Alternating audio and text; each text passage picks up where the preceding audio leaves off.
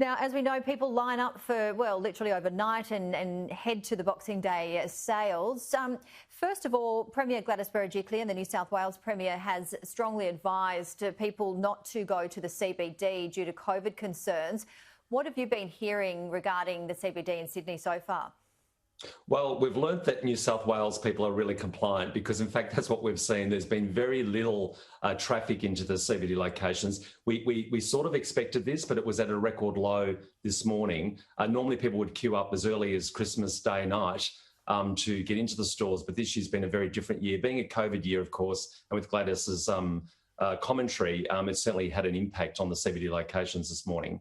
Well, that's good to hear that people are adhering to that advice. And what do you think in terms of online shopping? Obviously a greater option for people in Sydney, but how does it compare to the stores? Do you get the same bargains and all of that sort of stuff? In the majority of retailers offer the absolute same bargains that you would see in a store online. And in fact, the online performance across all retailers are saying there have been record highs this Christmas. So the last data point we got from Australia Post in November had a record, in all of the history of Australia, was a record high of plus 55% on last year. So that's a pretty phenomenal number. And we think that's going to continue through, obviously, through the Boxing Day sales. And with the influx of online shopping today, do you think that will influence the arrival time? Well, yes, we do. So, in fact, I mean, there's a lot of product that people are buying that makes more sense to shop online. If you're thinking about, buying new sheets and towels and all the homewares items, I mean, most people don't want to carry those through, particularly from a city location. So there was an ongoing trend of people shopping online anyway. But given the warning here in Sydney, and we've seen similar behaviour in the other states, of course, but nowhere near as significant as Sydney, where people are choosing to shop online from the comfort of their home. But, there's bargains to be had, and it depends where the inventory sits. The suburban locations have been reporting that they've been doing particularly well this morning. So we'll trade through today, and I'll have a better update, I guess, as the day progresses. And we're expecting Queenslanders to hit the shop in droves, set to spend more than $400 million in one day alone. How does this compare to recent years?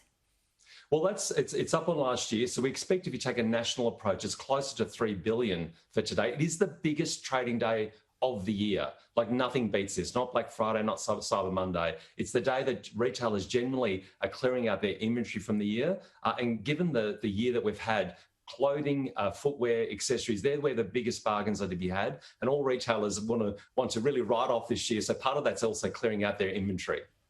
So we talked a couple of weeks ago, Paul, about some of the winners and losers in the retail area. Footwear didn't do so well. No. Is that why we're seeing plenty of sales? That's true. So anything in the discretionary sector, so think department stores, think clothing, footwear, personal accessories, these categories have done it really tough this year, partly because we've all been forced to stay, play and work from home. So in fact, there's been no events to go to, of course, and most people update their wardrobe when they've got something to go to, but we haven't seen that this year. That's had a significant impact on the sector, and it's why you'll see a lot of deep discounts in this area particularly. What's done well has been household goods. Of course, because we've been at home, we've been updating, replenishing, getting our houses and homes all are fitted out in a new way. So that's driven that industry in a big way. So think hardware, home decorating, they've all done particularly well. What about online shopping? What are some of the risks? Because there are certainly a lot of people that are concerned about their privacy, which is certainly understandable, and perhaps not getting their products delivered, dodgy online spending as well and shopping. So what are some of the risks? Well, my advice is always stick with a reputable retailer. So stick with an Australian company that you know and love, brands that you know and love, and that they're reputable. And then you don't have these issues, of course. And when it comes to privacy, that's not limited just to online shopping, of course. Every time we use our phone, every time we use our computer, of course, we're concerned. I think we're still learning what's happening in this space. But it's important, as I said, that you shop with a reputable retailer and you won't have any issues. And what about returns? So you get your product, you don't like it, you're not happy with it for whatever reason. How do we work with that? Well, that's the interesting fact. US research was done recently, and in fact, we expect customer returns to be the biggest issue than they've ever been because, of course, the amount of online shopping that's been happening. There's something like 2 million households in the country that actually have shopped online for the very first time. So that's an interesting fact in itself. And what we're seeing, according to this consumer research, that 60% of people are doing what we call bracketing. They're buying a size up and a size below to make sure they've got the right size. Now, 41% of people in this consumer research study that was done said that they actually had to buy those sizes because of fluctuating weight. Because of COVID, they've put on so much weight that, in fact, they've gone up a size. So we expect returns today to be particularly at their highest. The old COVID kilos, hey? Yes, I know that well. But and finally, Paul, obviously, as we mentioned before with Sydney, hopefully we won't see too many people heading out there. But across the country, we spoke about Queensland. What are the other states that we're expecting in terms of the record high sales? Well, we expect record sales across the board. And in fact, what we're seeing is the states that feel the safest are doing particularly better. So the call out really is to Queensland and also to WA. They've been in double-digit growth because, of course, their borders have been up for some time. So people are forced to shop locally and they're shopping with confidence. I think in the bigger states like New South Wales and Victoria, given that it's had a lockdown, of course, there's still a high level of anxiety and apprehension, which is why we're encouraging people two things: shop online. Of course, every time you shop in a retail store in Australia, you're giving somebody a job. That's the first message. The second thing is, of course, if you're going to go out and shop, self-regulate, socially distance, make sure you're wearing a mask, carry hand sanitizer. The stores have done a brilliant job in making sure that their stores are COVID safe. So shop with confidence. Just make sure that you take those precautions.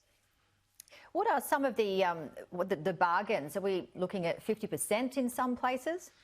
Well, look, they range, of course. It depends on what you're buying. But if you're looking at fashion, they can be as high as 70 in areas like cookware and homewares. There's been discounts in cookware and tabletop. This is where the department stores particularly star because they've got every department on every floor. But equally, if you go across all the specialty stores, they're all doing some level of discounting, and the discounting will be reviewed depending on how people respond to those discounts. But so far, the discounts are probably the best I've seen for some time. I tell you what, most people love a bargain, don't they? They get a bit of a rush or just a free gift, anything like that. But today, as you said. Yes, and Janie, look, they've got a choice today. It's either the cricket, which I heard the earlier story, or it's shopping. And in my view, shopping's the way to go. Like, who wants to be at the cricket? I'm not too sure. That's not for me, but happy to shop because I can do that any way that I choose, whether that's on my mobile phone or actually visiting a store. That's it. You can watch the cricket on your phone, or if you're in the Sydney CBD, you can sit at home and watch the cricket and go online. Plenty of ways to do it. Yes, exactly. All right. Thanks so much. Always great to see you, Paul. Zahra, CEO of the Australian Retailers Association. Take care. You too.